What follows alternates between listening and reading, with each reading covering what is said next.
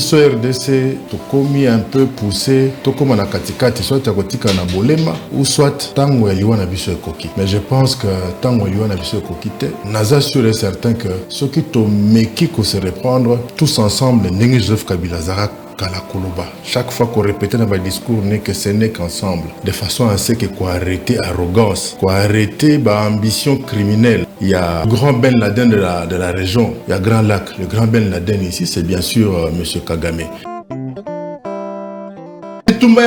Par rapport à IDPS, ça ne nous concerne pas. Manifestation, elles ont concerné IDPS. Je crois qu'à ta fatie, moi, autant avant de dire à la télévision, à comprendre que bateau a tchana IDPS va aventurier. Na mono kona bango tongo midi pour kabalaka kibiso Allemagne d'Afrique. Mais au jour d'aujourd'hui, je crois que quelqu'un qui est à Rumangabo, qui est à Rutshuru, à Kolobame, au lieu de l'Allemagne de l'Afrique, c'est l'Ukraine d'Afrique qu'on nous a mené. Et Peter Kazada que nous faisons la mbanga na ya loba makamwa ndengwana. Mais ce qui se passe au Kasaï, pire que ce qui se passe dans Mariupol, en Ukraine. Il y a la crise alimentaire, il y a des maladies. On nous parle même de la variole de singe. Lobby awa en 2000, je crois 12. Tango Kagame a bandé ko attaquer bateau. Je me souviens, IDPS a lobby accusaka Kabila. Haute trahison. Tango bango bandi ko benga Kagame, notre frère, notre ami. Za Aden Moko. Biso to lobby te, nous avons 9 voisins. Peut-être bango bala ndenge na bango bakoyokana.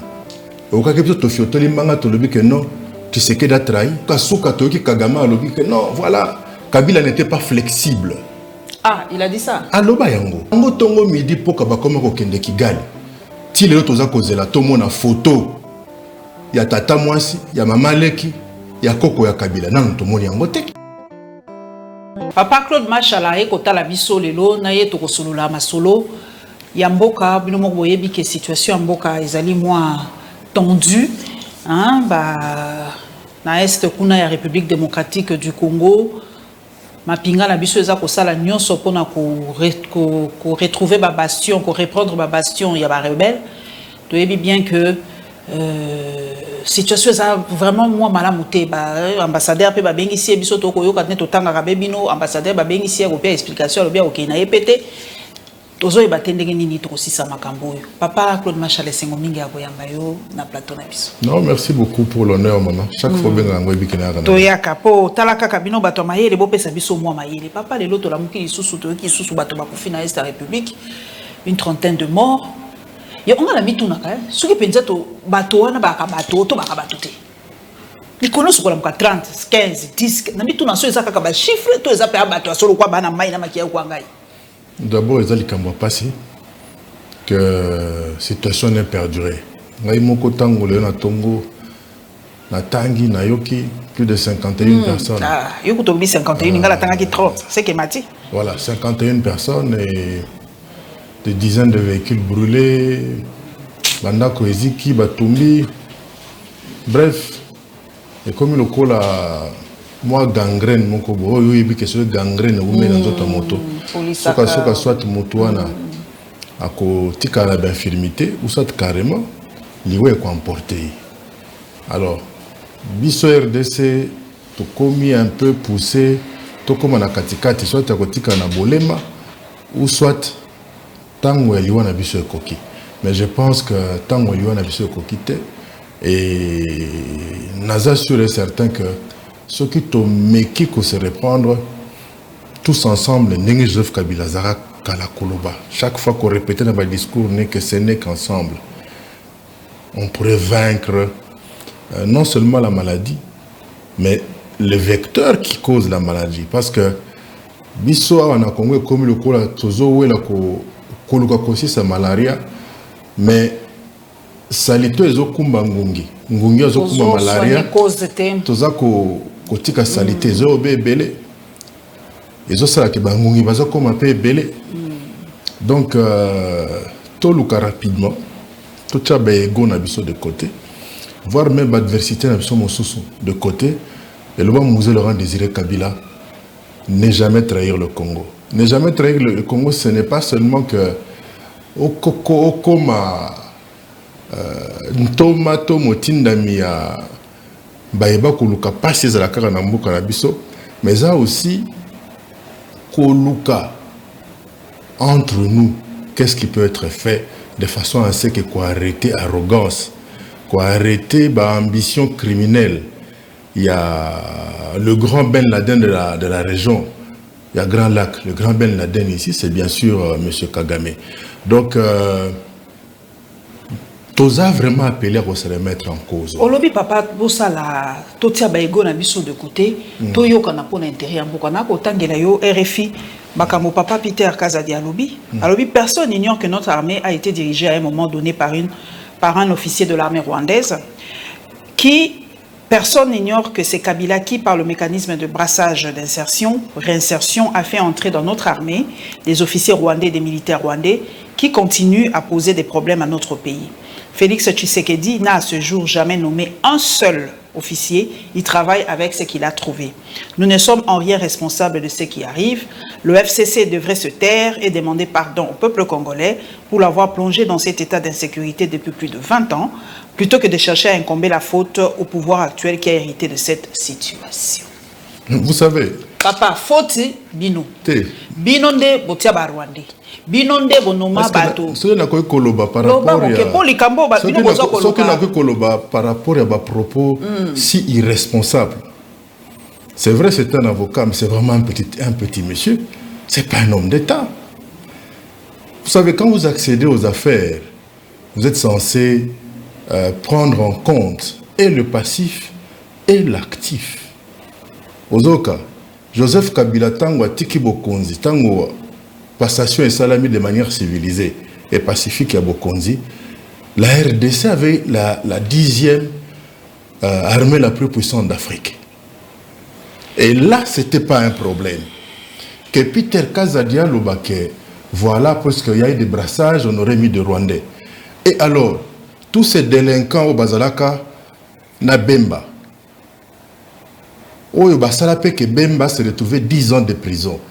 Puisque Basalama Kamo Songolo Pakala Nabangi Yonanga Toyebi Yango. C'est pas par hasard que Jean-Pierre Bemba s'est retrouvé à la haie. Ce que Jean-Pierre Bemba Zalaki libéré 10 ans après, ce n'est pas parce qu'Azaki est innocent. C'est juste, il y a eu des erreurs dans la procédure. C'est pourquoi il est là. Et ceux-là ont fait fi de ça. C'est-à-dire, il n'y a pas besoin de le discours Nabango à l'époque.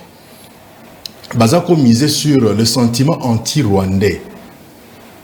Il y a eu un sentiment anti-rwandais ici. Vous allez vous souvenir que ça fit perdre même Namouze Laurent Désiré Kabila. Moi, parti mon la popularité naïe.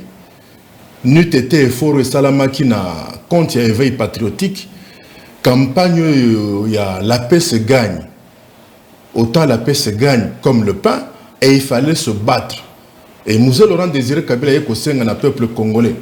Kaka discours nayoki, soda solo à Sengina, population civile les accompagner. Bah soda na biso na front. Soit na niveau mabota na bango, na niveau ya est, que oya zala nzete na maboko, oya kanif, oya kanya, oya kibota, oya lance pierre tozaou, azwa yango, poto mona ndenge ya kolonga ennemi. C'est-à-dire un peu esprit ya Tchangu. Souvenez-vous, Rwandais bakomakati na Tchangu awa. C'était la population civile.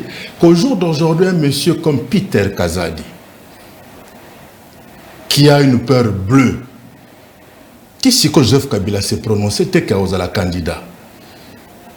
C'est nous les kabilistes qui tenons, qui voulons. Qui y est Azala, Yabiso candidat en 2023. Il n'a pas à se justifier. Et je ne pense pas qu'il y ait chef de l'État ici, Kazali, à cause de la d'accord, n'a pas propos aussi irresponsables. Et il y a peu, je crois que c'était l'année passée, il y a Félix Antoine Tshilombo Tshisekedi, le chef de l'État.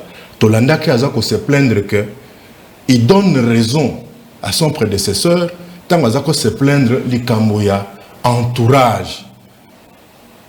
Conseiller banani bazana nzonga ya mokonzi ya mboka. Et je pense que maman Colette Mbakinga une fois ici, maman Colette pardon, une fois ici, j'avais parlé de la voirie. Que autour de la plupart de nos leaders, surtout il y a Motorokola mokonzi ya mboka, il y a un problème d'insalubrité. d'accord que dans notre pays, la RDC, la frange la plus dangereuse pour l'évolution, pour le développement, pour la stabilité en Mboka, Oyo, ezali ba Oyo, ba je les connais, bateau batanga. Bateau batanga ne baza salité. Bateau batanga ne ba miibi. N'a coupé ce exemple. Il est 8h, 9h du matin. Quel est le village à Wawa, au Katana Kenge, Kota Rivière, Kwenge, Awa, tout ça là. Basi Bakombolaki. Il n'y a pas de mauvaise odeur. Il y a quelques chèvres qui traînent là. Peut-être des petits enfants qui ne sont pas encore à l'âge d'aller à l'école. Ils sont là. Mais Awa Nakisa, c'est ici que je les connais. Il est 8h. Motomoko lati coupé moko impossible. Azako ni camino. Na terrassé. Moi, si ne kuna maya madesu, akobwaka na terrassé. Mais français tala molai kole kangaya. Dans notre pays, les dangers za bato oyo batanga. Pour moi, no chega yibi téléphone. Aleki moto moi koyo moi perike. Tala ndenge bakolanda mbango sans avocat, sans quoi que ce soit. Alors que dans le cadre des droits de l'homme, il y a ce que nous appelons la présomption d'innocence. Mbango batien na paix pour Kanyamaka Sese. Mais moto a 10 millions, 50 millions de francs, de dollars. Tongo batien maboko na 18 heures à bandi kobela. Et lobby na wabimi. Lobby au nord, il faut pas que nous commencions à Paris. Alors que Mongo ya ibi, nde sengela ki obongisa mama yembo. Mbongo ya ibi, yangonde sengela ki ba bakisa quantité à pommade camfré na kalembelembe, ton na centre pour handicapés. Donc, bato mosu bako buka ne komi ono, mama moko na kisenso, asimba kana mafuta nguma, mais yepo ya ye lokolo, oh, il faut akende, na Londres, bakende kotala. Pour abuka na ki na match à Bassoulard, to match à quartier. Je pense que nous devons faire très attention à des gens comme ce monsieur-là, Peter Kazadi. Pour le moment, je pense le plus important est Zanini. Puisque c'est la patrie qui est en danger. Tant que ma station est en Ruchuru, tant que je suis en Rumangabo, les Sassiwana et Zanami sont en mécanicité. Pour que makaka moto ya opposition. Parmi la population de Kima, na kati wana bata union sacrée bazali, bata opposition bazali, bata société civile ezali. Na monoko na bango tongo midi poka balaka kibiso Allemagne d'Afrique. Mais au jour d'aujourd'hui, je crois que quelqu'un qui est à Rumangabo, qui est à Rutshuru, à Kolobame, au lieu de l'Allemagne de l'Afrique, c'est l'Ukraine d'Afrique qu'on nous a mené. Il y a Peter Kazada que nous faisons là, mbanga na ya loba makamwa ndengwana. Mais ce qui se passe au Kasaï, c'est pire que ce qui se passe dans Mariupol, en Ukraine. Il y a la crise alimentaire, il y a des maladies, on nous parle même de la variole de singe. Ça ne le meut pas. Il panique que quoi? Lobby awa wana 2000, je crois 12. Tango Kagame a bandi ko attaquer bateau. À armée ba M23 wana. Je me souviens, IDP Salobi ba accusaka Kabila de haute trahison. Mais tango bango ba bandi ko benga Kagame notre frère, notre ami. Toza Aden Moko. Biso tolobite, nous avons 9 voisins. Peut-être bango ba ndenge na bango ba koyokana. Au cas où tu non, tu sais qu'il a trahi. Mais le quoi tu es batouana. Souka toki Kagama lobi que non, voilà, Kabila n'était pas flexible. Ah, il a dit ça. Aloba yango. Aloba yango. Bango tongo midi poka bakoma ko kende Kigali. Ti lelo toza kozela tomo na photo. Ya tata mwasi, ya mama leki.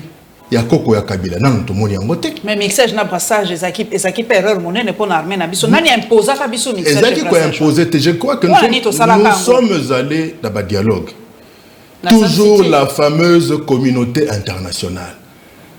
Vous savez, quand j'ai suivi ce fils de Pol Potiste et d'une Khmer rouge là, Peter Pam, dire que nous aurions intérêt à dialoguer parce que nous serions en train de collaborer avec le FDLR. Alors, Écoutez, collaborer avec FDLR. Mais Bisoto que nous avons M23, Kagame n'a pas de FDLR. FDLR, c'est 1994. Ça fait plus de 20 ans. 30 ans, Toloba. 28 ans. 30 ans. Batongo ba komi na âge nini. Po banomi balé ba kangi lobi lobia wa ba Rwanda wa kai bonga 20 km de la frontière à l'intérieur de la RDC. Ba kidnappé. Baza oben à 25 ans.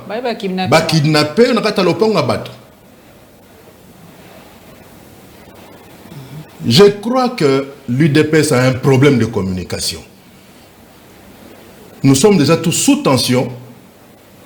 Il ne faudrait pas que des petits messieurs comme Peter Kazadi, et je pèse mes mots, je l'appelle encore monsieur. Parce que non, c'est un petit monsieur. Moni. Reporter au plainte. Nganaza Mobali, na fingi était. À quoi se permettre de le baquer, bino FCC bono senga pardon. Au contraire, consensus autoza koluka. Et c'est une réalité sous kaka na niveau ya o makambo ya élection, makambo ya boena boy. Na moment où on a besoin de consensus. Parce que ce qui est là, c'est parce que le Congo existe encore en tant qu'État. Sinon, Kagame qui veut casser cet État, Tina Bokonzi lobby a faché Gozalani. À cause de Mokonzi wapi, parce qu'il n'y aura plus d'État. Omoni lolendo orgueil wana. Kibongai. Enfin, comme on a moto climatisé, comme on a tapé sa patte solo moi montre, au split dans la salle de bain, anda konayo, au kanisi que kakayo nenzamba lingi. Mais bandeko bana ruchuru wana.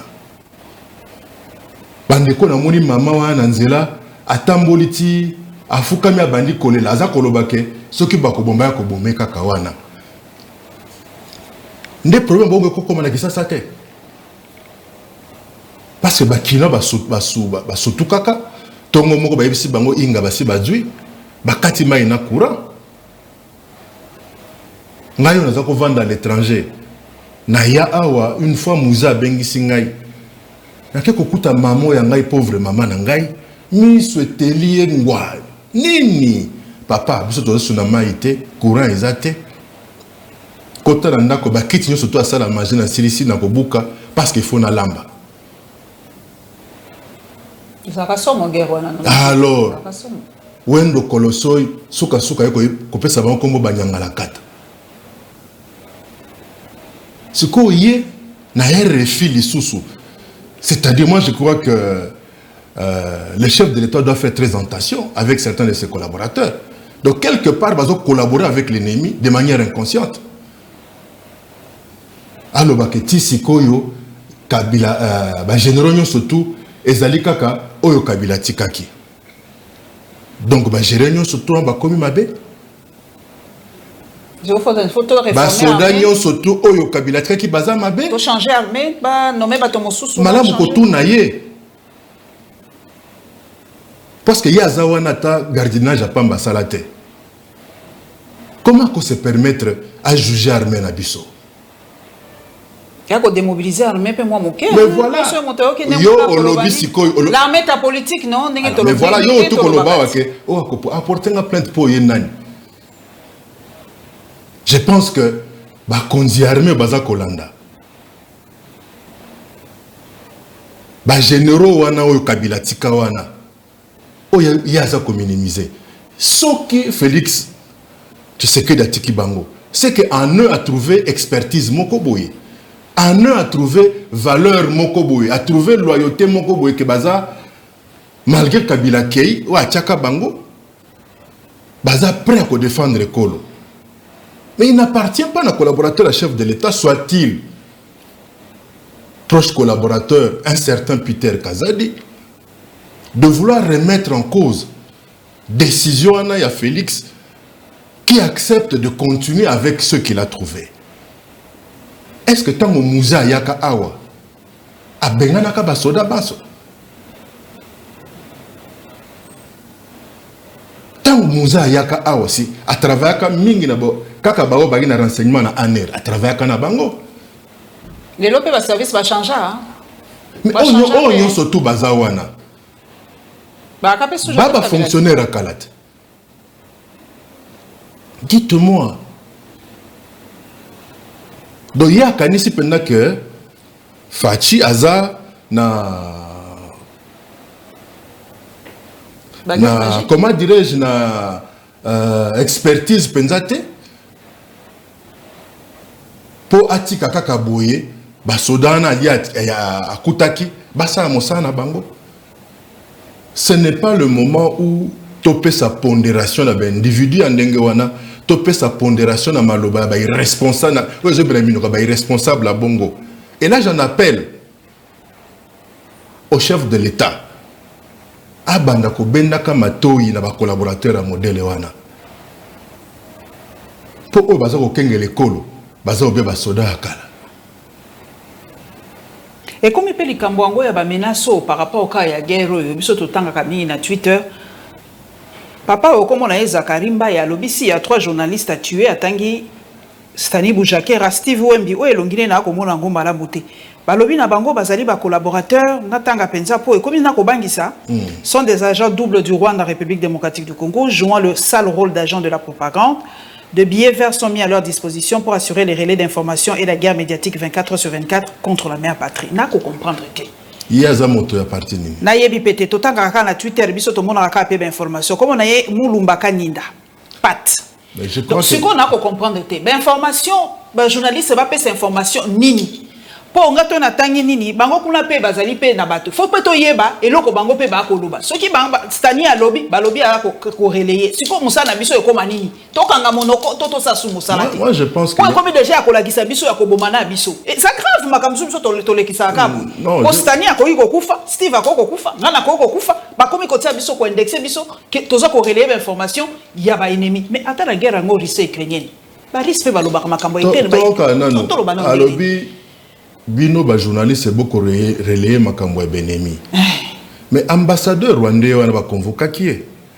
Ti siko toza kozela toka ba eko ya convocation. Ba bia ke IPT ba lobi pe ba msu ba lobi nanu pe ba convoquer te ba msu pe ba lobi boyi ko kende tozo ba pe vérité malade. Moi je serai à la place de Fachi. N'en déplaise aux fameux accords de Vienne et compagnie. Ce monsieur j'allais d'abord le faire arrêter. Moi j'allais le faire. Ce monsieur sert d'équipe d'avance. C'est un espion. C'est un espion. Tout le monde a des réseaux sociaux à Makambo et Delphi Kayimbia Komaka. Sur moto, on n'a pas en Afrique du Sud. A jouer dans le sentiment, on n'a pas le bagalingala. Moïbi Koutou a voisin na yo. Yo Lalin, na buto ya Lekio TV. Moi, na Moussala, na sali pano 20 ans au commissariat moto. Aïbi au téléphone. Kaka bango. O bazo rêver ce que Rwanda est comme un nini. Que Rwanda ait créé un arbre, c'est-à-dire va créer un aéroport il y a plus d'1,3 milliard de dollars. Dans la usine, il y a raffinage à coltan, bah usine de fabrication de batterie pour voitures électriques, par raffinerie à or, ainsi de suite. Et pour bien nous prendre en tenaille, Kagame va négocier même des lopins de terre au Congo-Brazzaville. En tout cas, personnellement, en tout cas, na monité.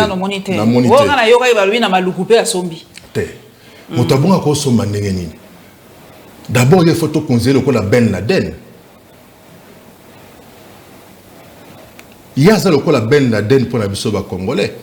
Il y en a que ce n'est pas que l'adversité, ce n'est pas que nous n'avons plus les ambitions pour l'élection et compagnie. nous devons faire très attention. Pourtant, on m'a ça si ba bombe ezako kweya, ezako ponate oza moto ya IDPS, oyo moto ya PPRD, oyo moto ya SID, oyo moto ya UNC, pour ne citer que ba parti oyo vendez à la puisque to AFDC, pour biloko musone za ba ventire ba to malette oyo aka loué moi ligablo moko boyo a tieso que 30 drapeaux que non na lipso qui parti ya union sacrée ainsi de suite. Et c'est ngeli comprendre que quand la patrie est en danger, alors quoi les loyo yona moi si boko so na kata ndako yona papa na bana bitumba moyibi akoti na lopango bino bozo bunda bo continuer ko so na ko bunda non boko arrêter nanu bo défendre bo protéger nanu ba tension na biso ya mikiamike c'est très important pour na ko bundisa bani ba. Alors il faudrait que de part et d'autre tu éviter le discours, il y a genre, il y a ces messieurs-là, ceux qui Peter Kazad. Et puis il est député provincial, je crois. Oui, il y avait la Kinshasa. Mais voilà. Donc il y a un député provincial, donc il ne représente que... Parce que quand tu es député provincial, tu es dans les 24 communes. Donc il y a à défendre Kaka, car l'intérêt bataille de personnes union sacrée. Papa toke na Assemblée nationale to si sa moi dossier au moqué toke na Assemblée nationale au mona ki ba image ya papa ba ati akoki mamba ngana eba ki teke papa ba ati rambango bo amuna saka sport toko se kamé ko ça et puis Félix Tshisekedi Mikolo zo yambaka ba champion soko beti moi boxe quelque part ou ya yambio moi passeport diplomatique je crois qu'il faut pas ba ati ana déjà après ça il faut yamba papa ba ati pe. Mais ça Mbango wana kimaki pa mbango so ngana otinda ngana no image yango na ko yo Mbango wana prochainement il faut ministre à sport à China léopard et athlétisme oyebi devant liwa mototo la Kambango donc bah mais na ça qui est pensé à solo mais j'ai suivi mais ça quand même triste pour moi c'est une honte pour le parlement na biso ça image qui est côté pour tous les parlements que ce soit la chambre haute ou la chambre basse ba ko ela kanini kali kambo ya nous le disons nous rigolons mais ils a passé il y a salité quand même deuxième institution en Mboka mais voilà oyebi kala na lobaka boye bato bazwa kanga mabe to ba comprendre ngata na lobaki que parlement na biso comme le roi cheta oh boîte à cheta na bon marché donc mbongo no kaka mbongo no kaka majorité changée moi palissade yo commis demi-diète moi $2000 à carburant sur chaque semaine attends le bin 1 plus 1 égale 3 na obete loga maboko c'est le parlement de la honte. Non, bah quoi, là, pour la moto na cour constitutionnel. Mais boza kotia pona nini. Mais balobi ali quota Sénat. To kanan, baza koela nini. Parce que c'est l'urne qui va décider. Et pas na biso une décidera te papa. Soko za na cour constitutionnelle, oza na CENI organiser l'élection. Biso to Elisa Kamito ko kanane. Bongo Chadar aza président de la République te poani. Parce que nous avions tout ça. Oh, yem tagadera. Tenalobi po ani Shadari yo lobi ke soki buntu azana oyo ako échoué mais ndenge ni biso la na nyoso to wana Shadari aganyate motuna pe ngapi na mituna ka mais alors elo ni le ka deal de salamaka to deal ngo yo zala commissionnaire mais to ka deal de salamaka ti obi ki sasa ona koyoka bazuzi ya nzela tibu ko benga Corneille Ndanga akomi David Copperfield abongola mai na ville. Ok. Il y a un chef de l'État élu qui est là. Malgré que nous avions la Cour constitutionnelle, nous avons tout ce que vous voulez. Vous savez, la vérité est têtue. Le peuple va surprendre tout le monde. Et jamais le peuple ne voudra que Azala géré par défi. Et si Mbaté... Mais quand le peuple a choisi Joseph Kabila. Le peuple a un candidat n'a choisi. À venir les domaines en Zambie. Totika ngai na kutuba yebise mikolo ba pasteur ba marabu ba ko escroquer ba tumaite. Oh. Là on a comprendra te na Congo. Yo osoyoka prophète Azueli pauvre vision. Osoka ndoki na ma campagne. Osoka ndoki na Gombe. Je crois que le peuple congolais fongola miso. Peuple a un candidat na ye peuple. Pour y avoir un tchangou déjà yebani. Ba yebi. Mais pour la loi la réforme à loi électorale au moins bon libandate bino pe bozaka na moi majorité de l'Assemblée nationale tant baninga babimaka à une certaine époque pour continuer à payer misala. Bino bobimi bango pe va continuer. Na lobby boye le temps est remède à tout. On a eu comment plan dire moko hein. Le temps est remède à tout. Nanzema fali. Oyebi ngana zaka fanatique munene. Yaya Yambuta Machakado. Zaigo. Tout droit na kanaï kaka olobani ni dit. Les lois azate. Les lois azate. Tout est vanité. Soguyo engo konzamboka oyo na esprit Machakado et simbate. Jamais go simbate. Tout ce qui comme na niveau moko de démocratie, oh jamais plus to kokondi makozonga sima. Soko yé peuple a sali confiance. Soko décevoir peuple benana na nenga propre. Mais pour le moment, je pense que elo que sengeli to betela c'était to solo là. Ezali menace oyo et Congo en tant qu'État, ezako connaître. Démocratie oyo passage civilisé à pouvoir wana. Et ça là ba Museveni motema passe. Parce qu'on a vu Museveni à trafiquer constitution, à trafiquer na âge naïe. Na moi ne pe comme lo baloba mingi pour soutenir noko na yé. Tomoni Kagame a sali ba ventilo a sali, tomoni ba opposant na ya Kagame non seulement ba kangi nanda ko opposant azako vanda ba ke buka. Tomoni. Nako oyo ko to Congo face ko lobaje. Le peuple a toujours le dernier mot. Peuple à 1960, peuple à 1990, Aza sauté. Dans la génération Android, dans la TikTok et compagnie. Ou la kaki, réalisé. Bolobi le peuple d'abord et commis le peuple plus tard. Peuple à l'obéni ni totalité. L'actif non peut pas réalisation, papa bien boni matin, on ne fait pas l'opposition pour l'opposition, gratuité al salima et salami, gratuité, salima et salama wa. Mais ce sont des projets qui étaient là. Oh, mais ça pas continuité à faire. Oui, c'est la continuité. Oh. Autant que ces messieurs-là qui se plaignent que ce sont les mêmes généraux qui sont toujours là, comme ce sont les généraux qui font la guerre, qui sont là. Mais autant aussi, il doit se plaindre que tous les projets réalisés qui sont en train d'être inaugurés par le chef de l'État, et Zakako Kabila Tikaki, là, il ne se plaint pas. Il y a des projets Batikaka. Le reste, c'est Zakaba discours. Le reste, c'est Zakaba discours. Motabo Maganyama, Kayim Talam Magangote. Mais ce qui m'a dit que quand ils ont battu, ne liboke wane luboane lambamite.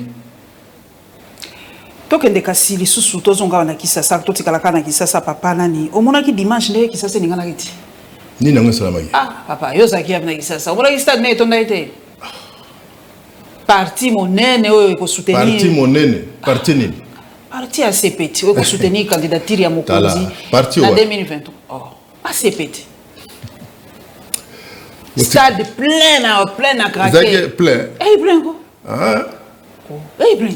Mais tu vas bien la cité, stade là qui plein. Quand même 80 000 places papier à péter. Mais c'est normal quand on a ceux qui attends 100 000 personnes. C'est dont je doute fort. Par expérience, on a zanango. Ngobile était avec moi, on peut perdre. Oh. Oh oui. Ah, non. Mais Ngobila est cofondateur à PPRD. Ngobila c'est un ami. C'est normal, l'art est tamboli. Mais l'art est tamboli. On a l'art est tamboli. Osa ene, papa, osa ene. Jamais parce que biso, ça nous dit rien. On a la cuisine interne na bango. Approuver IDPS que IDPS bazate. Que IDPS bakosa ka leader na bango. Bitumba yango bilaza par rapport à IDPS. Ça nous concerne pas. Ça, c'est un parti provincial. Donc, désormais, chef de l'État a compté sur lui. Que IDPS va kosakaye, IDPS va salake va ventir, va mélanger l'art. Oh. Oui. Manifestation, ils ont concerné IDPS. Et je crois qu'à ta fatie, moi, tant avant à la télévision, à comprendre que bateau a tchana IDPS va ventir. Neti ba oyo wa auto sa déclaration na RFI wana. Bango pe batoni sa stade. Biso PPRD o etali bisoté. PPRD c'est une école où on forme les gens, on forme les leaders. Aza mona mobile a outil et pas na biso. C'est la grande école. Ayebi mbata o ya outi ko beta IDPS. Et le Congo Bilasai dimanche, ils ont entre Yé, na IDPS, bazo ou la leadership, mongo boy entre bango, biso et tali biso ata mokete. Ata zuba burkumestre nyon surtout, au bazara ya PPRD. C'est normal, ba petit faut battre la boulot na bango. Faut battre la kwanga. Oui. DG quand n'en parlons pas. Et dire que quand tu es mandataire public, aux censé à côté la politique était, mais toute la DGRK était là. Les Kobanda, chef de quartier, oh bourgmestre, oh Boinaboy, oh Gelagazando, eh Wenze, tout ça là, tous devaient être là. Banga pona boulot na bango. Et en fait, Boul Naye, Zalaki a approuvé que IDPS dans la ville de Bazate. Bien au congrès, la compte en tout cas, il y a ma partie à Fachi, soit disant va soutenir rien. Non, mais IDPS c'est Zate. Congrès la PPRD c'est au mois de juin ici. Au mois de juin. Au mois de juin. Tokosu qui s'appelle au Kanabi wa Mutandule Bikaba Wenge.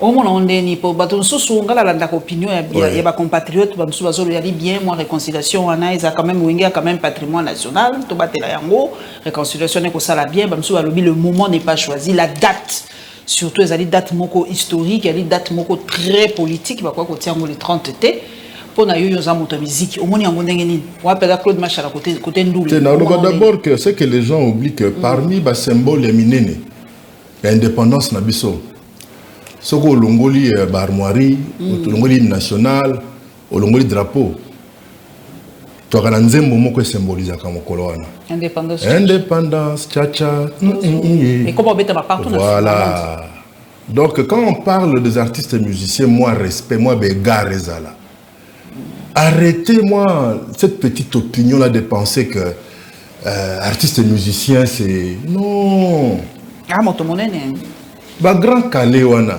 bakati ba directeur de cabinet il y a ministre lokwa Kachamura à l'intérieur ba papa Rochereau lui qui a eu même à travailler à la terre de Kalina ici avant d'être tout ce qu'il est devenu après ba papa lokola ba Jano Bombenga ba lokola ba Ndombe Opetoun un ancien agent il y a contribution Wendo Kolosoi n'est-ce pas ça na Otrako Félix Oazekwa un bon parchemin Kofi Olomide Anna Jean Goubal qui pour le moment est doctorant mon frère et ami on a bandé une classe d'école primaire. Que les gens arrêtent de se prendre pour je ne sais pas quoi. Mais bango mutu batangi, bango ba professeur, ba docteur, ba memi mboka wapi.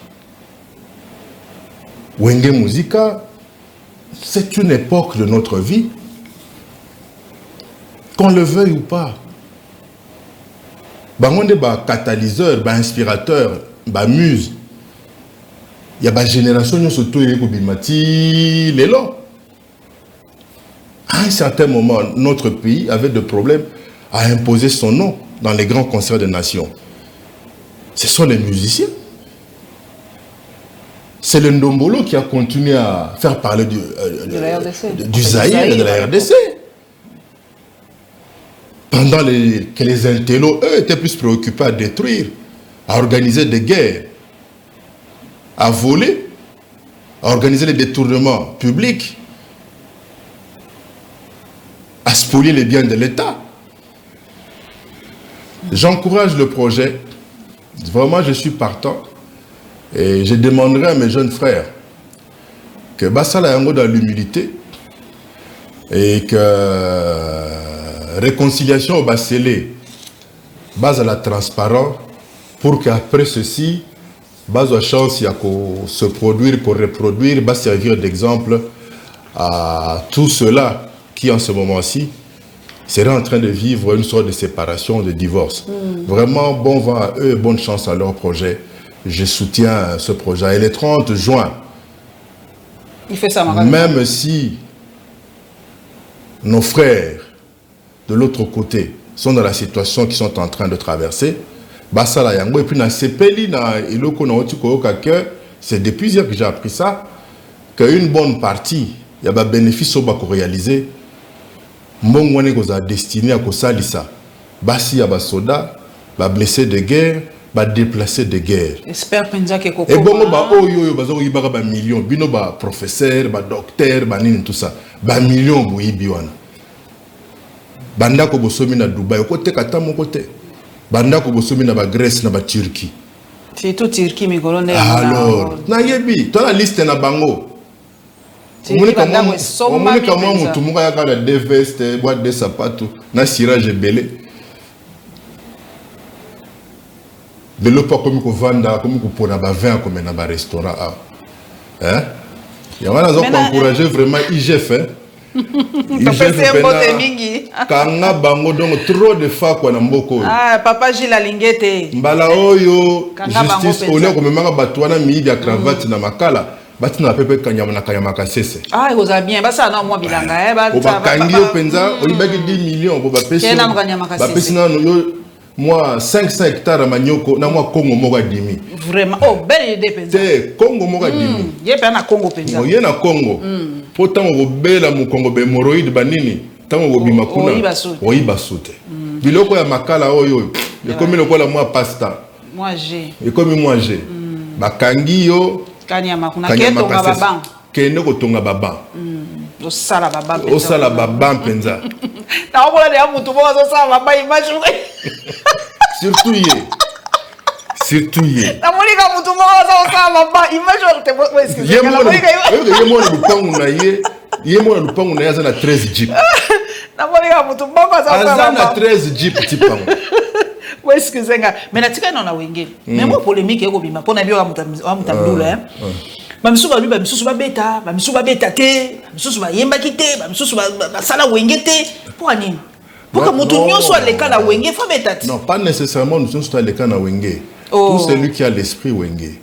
Je crois que ce jour-là ba acteurs principaux. Faut pas assumer pe ba spectre na bango. C'est-à-dire c'est-à-dire disciple, c'est comme si les lois Saint Paul a séqué pour ça par exemple quand 15 ans sous le soleil tu vois. Vous comprendre. Donc ou soit Saint Pierre à Siliki peut ayoka ki que non pasteur nanga pétage à séqué ça tu vois par exemple. C'est il faudrait bâtir capé ba oyo babimi na simana bango grâce à esprit wenge. À l'occasion va m'attaper sur scène et là la fête sera totale et là les gens vont comprendre empreinte ya wenge.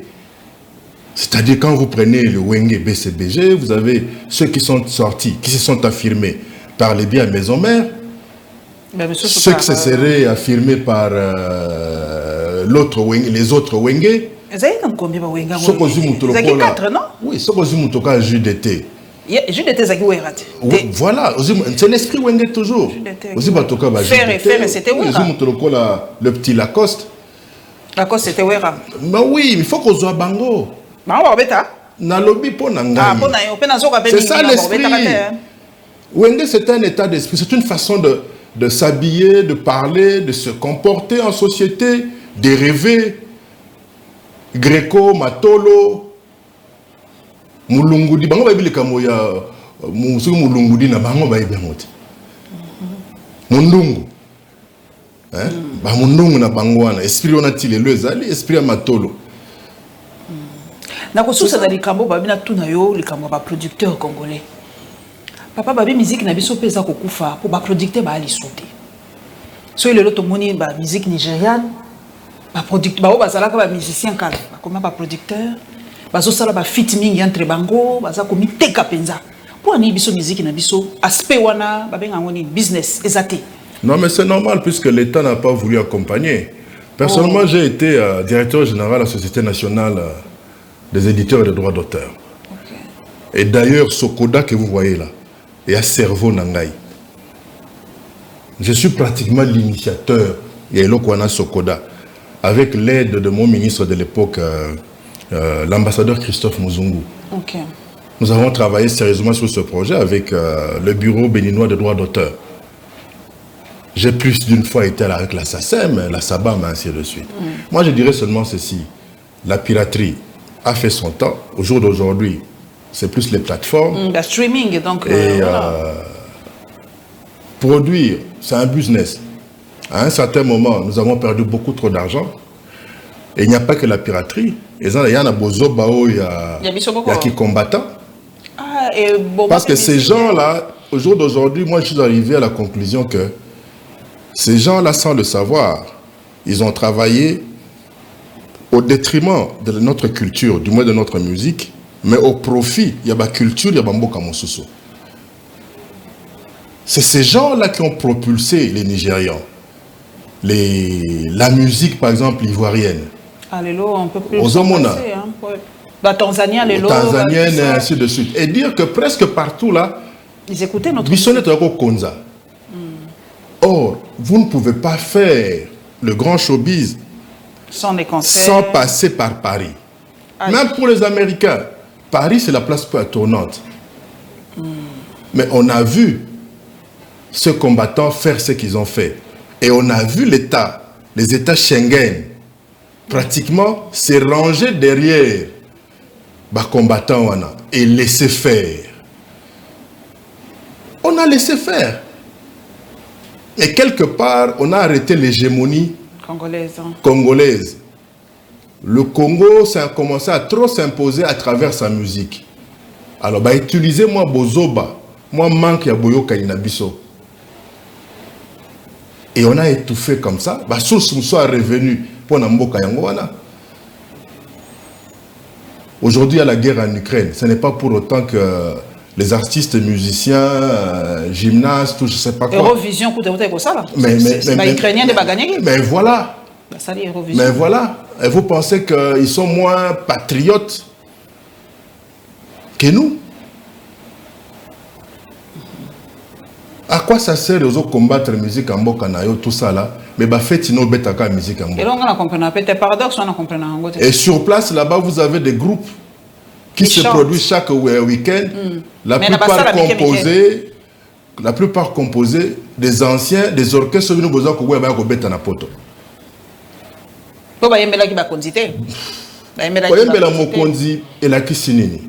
Musicien, artiste, c'est une profession libérale. Et bon, avocat, médecin, kwado oyo, bongisa ba pine, mituka ya ba pouvoir.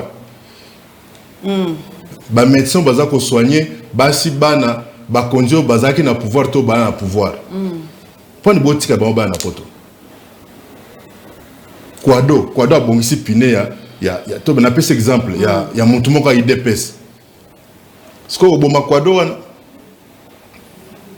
ton médecin m'a yambaki Claude Machala parce que Claude Machala est kabiliste permanent. permanent. Et il y a un bouton à moi, Joseph Kabila, moi na Tchango, que je salue en passant. Macha Momeno na yo, penza. Tu es dans Macha Momeno, oh. Lui, c'est une partie de moi. Ça, c'est trop fort. Voilà, c'est ça. On a zarané pour l'art. Conviction, so ezali pour l'art na sinatikai. Pour bayume belé bazu ba grand l'art bangana balia ba quoi. Mais ngana za na yekaka malgré ba mpiaka peut-être mais toza na yekaka. Merci Papa Claude, en tout cas télévision so davai na yo posa kotiki ezate mais télévision ali tango la biso ekoki. Merci en tout cas, message important.